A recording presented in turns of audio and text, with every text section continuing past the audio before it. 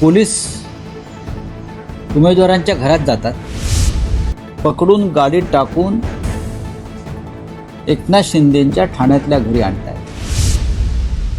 ठाण्यामधलं जे चित्र किंवा व्हिडिओ काल मनसेचे ठाण्यातले नेते अविनाश जाधव, शिवसेनेचे नेते राजन विचारे यांनी समोर आणला, तो अत्यंत गंभीर आहे.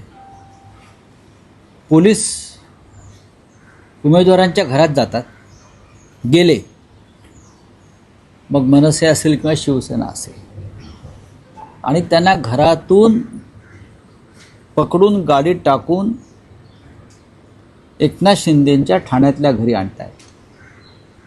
हे काम पोलिसांना दिलं आहे, हे काम पोलिसांना दिलं आहे आणि पोलीस ते इमान इतबारे करतायत. आपल्या वर्दीची शान न राखता पोलीस ते काम करतायत.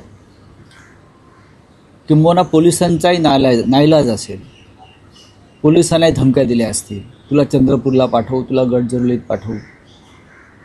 पण निवडणूक आयोगासमोर हे आता चित्र आल्यावर निवडणूक आयोग काय करणार आहे? तुम्ही याचा अर्थ तुम्ही शिवसेनेला किंवा मनसेला घाबरलेला आहात. तुमच्यासमोर ते लढायला नको आहे. तुम्ही मशाल असेल, इंजिन असेल याची भीती घेतलेली आहे. तुम्ही लढा ना आमच्यासमोर. तुम्ही लढायला काहीच हरकत नाही, आम्ही लढायला तयार आहोत. खरं म्हणजे तुम्ही आमचं चिन्ह चोरलेलं आहे, पक्ष चोरलेला आहे, तरी आम्ही तुमच्याशी लढतो आहोत. एकनाथ शिंदे यांच्यामध्ये हिंमत आणि मर्दानगी असेल तर ते असे उद्योग करणार नाही. पण त्याने आयुष्यभर असेच पाठीमागून खंजीर खुपसण्याचे उद्योग केलेले आहेत.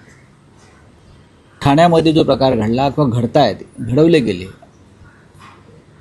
त्या संदर्भात न्यायालयात जाणं, कारण निवडणूक आयोग काही करणार नाही. अहवाल मागवेल, चौकशी करेल, आमचं लक्ष आहे सांगेल.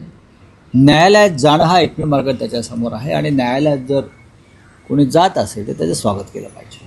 यावरून लोकांच्या मनामध्ये मोठा रोष असतो का पाहायला? चीड आहे, चीड आहे. लोकांच्या मनात चीड आहे आणि ती चीड तुम्हाला मतपेटीतून दिसेल.